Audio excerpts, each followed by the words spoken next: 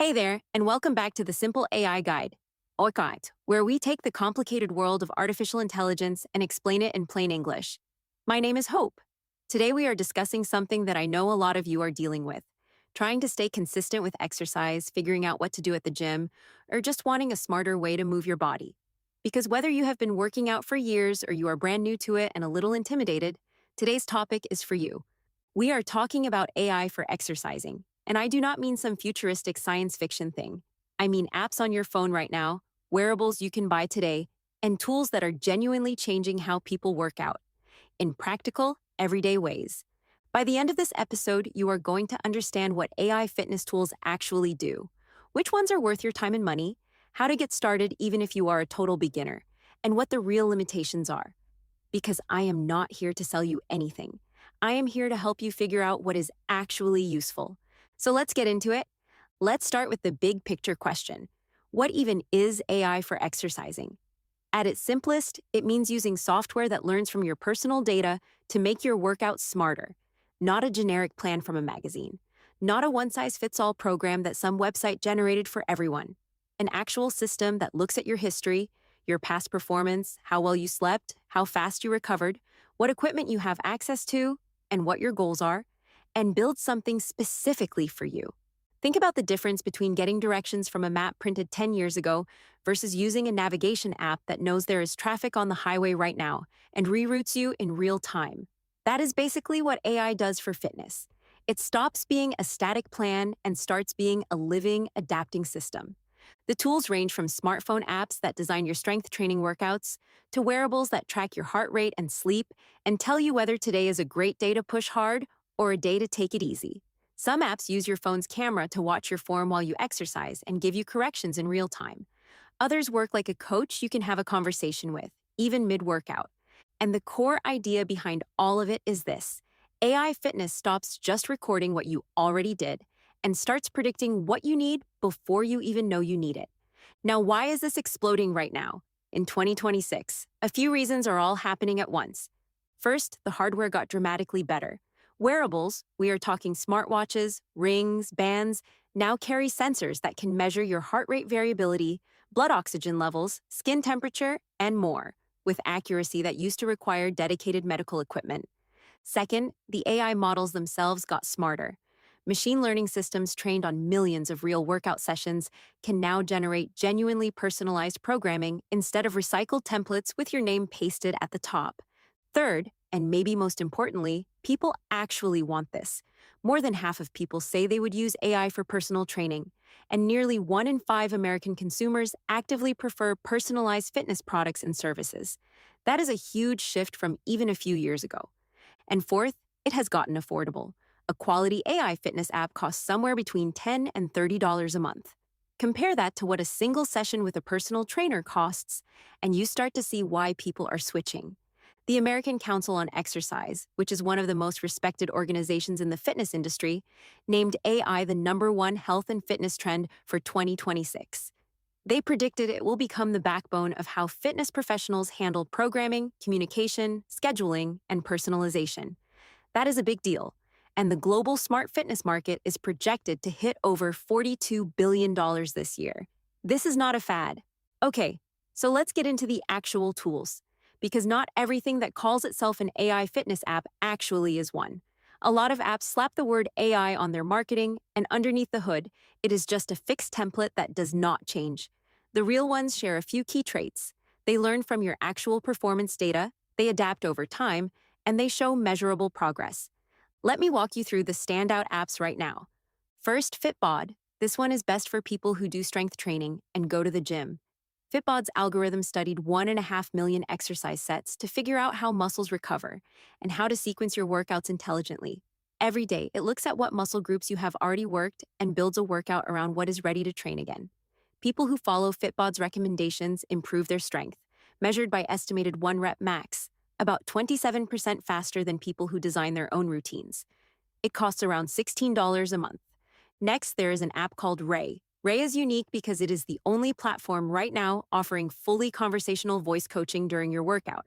So you can literally talk to it mid-set, and it adjusts in real time. It is about $20 a month. For runners, there is Runna.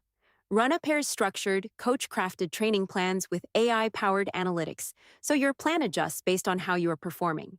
If you are training for a race, this one is worth a look. For people who want bodyweight training and do not have any equipment, Freeletics is excellent. It adapts the difficulty of your workouts based on your feedback after each session. And here is an interesting number. Platforms like Freeletics have seen a 73% increase in user engagement when they apply this kind of AI-driven customization. People stick with it because it does not feel like a generic program. It feels like it is built for them. And then for recovery-focused athletes, Whoop and the Aura Ring are in a category by themselves. These are not really workout apps. They are recovery and readiness systems. We are going to talk more about them in a minute. Now let's talk about wearables, because this is where things get really interesting. Fitness trackers used to count your steps and tell you how many calories you burned. Maybe track your sleep. And that was fine. But in 2026, the best wearables are doing something fundamentally different. They are interpreting your body's data to tell you how ready you are to perform before you even put your shoes on. Let me explain what that means in practice. Whoop and the Oura Ring both use something called a readiness score. The device tracks you all night, your heart rate variability, your resting heart rate, how you move through sleep stages, and your respiratory rate. In the morning, it takes all of that and translates it into a single number. Your readiness score.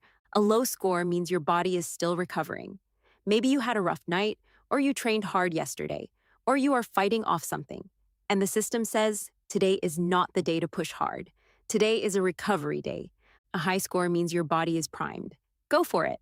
This sounds simple, but it is genuinely powerful. Because most of us either push too hard when we should rest, or rest when we could be making progress. Having a data-driven signal that says your body is ready or your body needs rest removes a lot of the guesswork. And speaking of fighting off something, here is one of the more remarkable things these wearables can do now. AI models can detect physiological changes 1 to 5 days before you start feeling symptoms of a respiratory infection, with accuracy between 72 and 78%. Your heart rate variability starts shifting, your resting heart rate ticks up slightly, your sleep patterns change, and the algorithm flags it before you consciously feel sick. Athletes are using this to proactively reduce their training load instead of getting sidelined midweek. There is also something called continuous glucose monitoring, becoming part of the fitness wearable world. Devices like Stelo and Lingo track your blood sugar throughout the day and correlate those spikes and crashes with specific foods you ate. So instead of following generic advice about what to eat before and after a workout, you start to see your actual metabolic response. You learn that your body handles certain carbohydrates differently than you thought. You stop guessing. The Aura Ring Gen 4 and the Samsung Galaxy Ring are also worth mentioning because they offer this kind of biometric tracking without the bulk of a wrist device. For people who find watches uncomfortable during strength training or who just prefer something more discreet, smart rings are becoming a serious option. Battery life is also much better now. Garmin and Whoop are getting 14 to 21 days on a single charge. That used to be a major friction point, having to charge your device constantly. That problem is largely solved. Now, you do not need an expensive wearable to benefit from AI fitness tools. Most of the apps I mentioned work entirely on your smartphone. But if you are serious about understanding your recovery, your sleep, and how your lifestyle is affecting your athletic capacity, a mid-range device in the $100 to $250 range gives you data that most people have never had access to before. Let me talk about something that I think is one of the most underrated parts of this whole space: AI form correction. Poor form is the number one cause of workout-related injury, and it is also the hardest thing to self-diagnose, because when you are in the middle of a squat or a deadlift, you literally cannot see what your knees and hips and spine are doing. You feel like you are doing it right, and then your back hurts for a week. AI form correction changes that by turning your phone camera into a real-time coaching eye. These apps use a technology called pose estimation. They map key joints across your body, shoulders, elbows, hips, knees, ankles, dozens of times per second. When your movement deviates from safe or optimal form, the app tells you immediately, through a voice cue, an on-screen overlay, or a vibration. You are corrected during the rep, not after the session when the damage is already done. Apps with real-time form feedback have shown a 24% increase in how consistently people exercise, which makes sense. When you feel like you are doing it safely and correctly, you are more likely to come back. Who is doing this well right now? Tempo is a home gym console with a built-in three-dimensional sensor that measures your joint angles and depth with high precision. It counts your reps, checks your range of motion, and flags when you're rounding your back or not getting to full squat depth. Peloton IQ uses camera-based tracking during strength sessions and monitors your joints in real time, suggesting weight adjustments based on how you are moving. Over 2 million of their members have used the camera-tracked strength sessions. Xenia is a phone-only app, no extra hardware required, that uses your selfie camera for yoga and mobility work. It offers real-time alignment cues. It is pretty remarkable that this works from just a standard smartphone camera.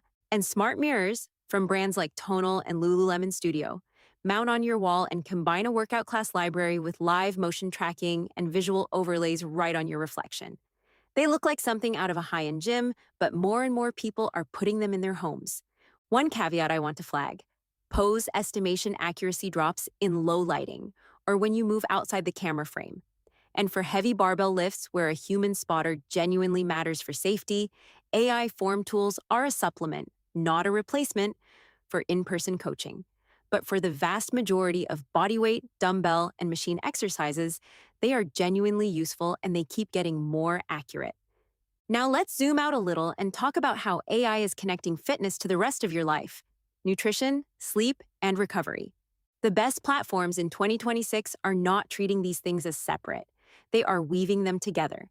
Because the truth is, your fitness gains happen outside the gym as much as inside it. How you sleep affects how you perform. What you eat affects how you recover. Your stress levels affect your heart rate variability. AI is finally making that integrated picture visible.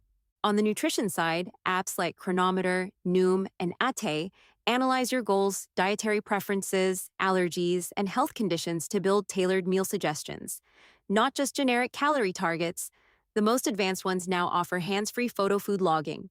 You point your camera at your plate, and the AI identifies the ingredients, estimates the portions, and logs your macros automatically. The accuracy is around 85 to 90% for calories, which is significantly better than most people's manual estimates. For recovery, platforms are analyzing your performance metrics, heart rate variability, sleep quality, and fatigue levels to adjust your workouts automatically. Instead of following a fixed weekly plan, adaptive systems reduce your training load when your body signals it needs rest, before you consciously feel burned out.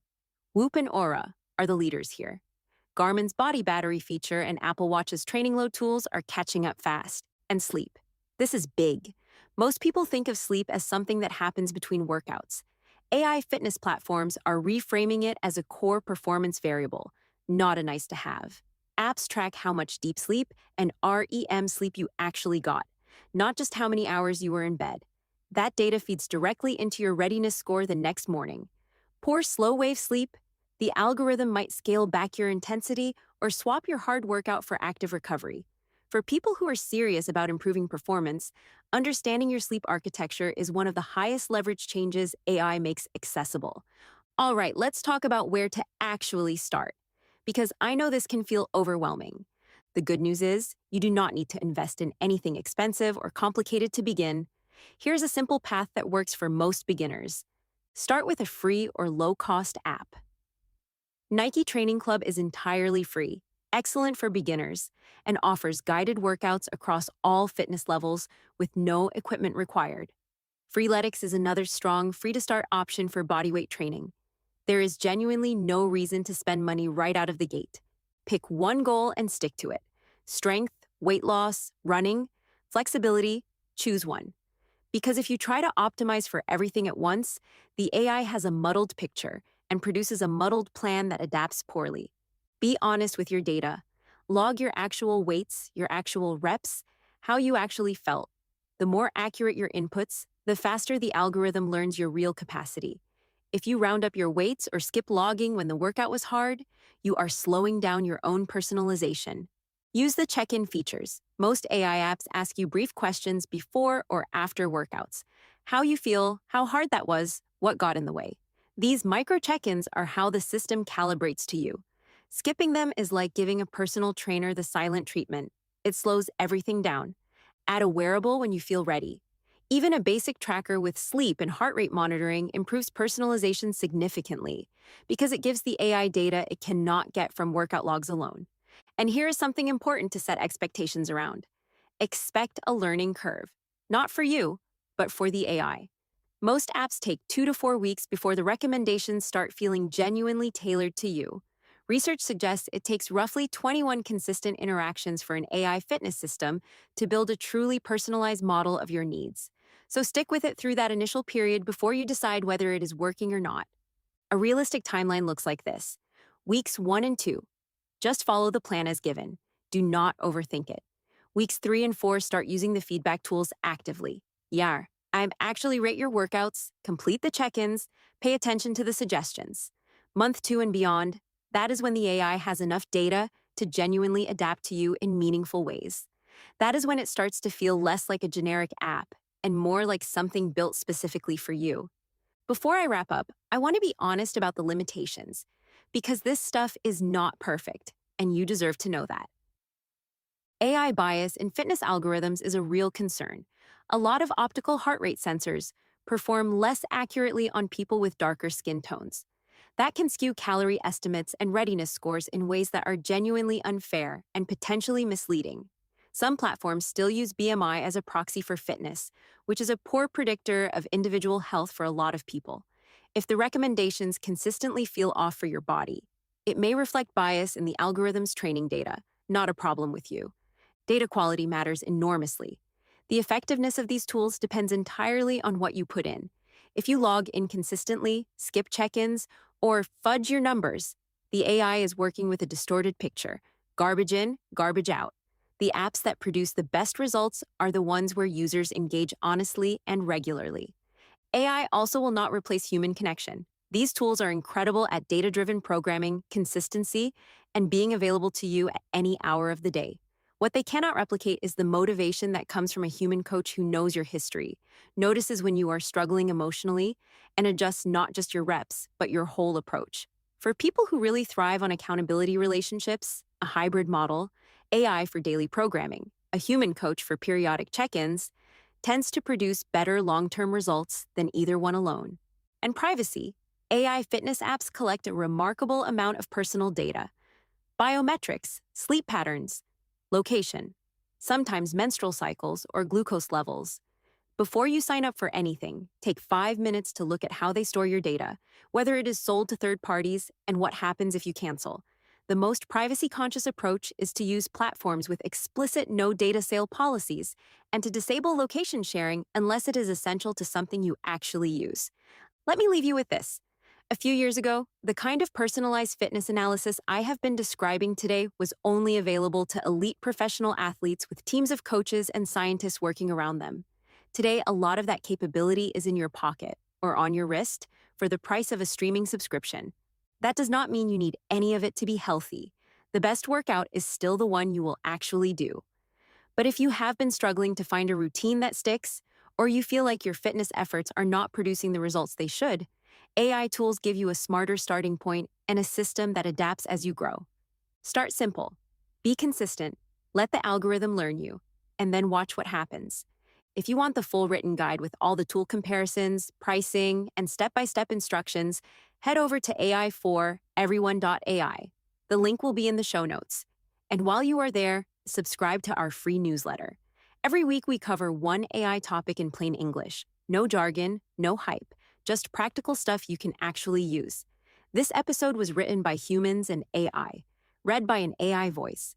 Thanks for listening to the Simple AI Guide. Join me for the next episode.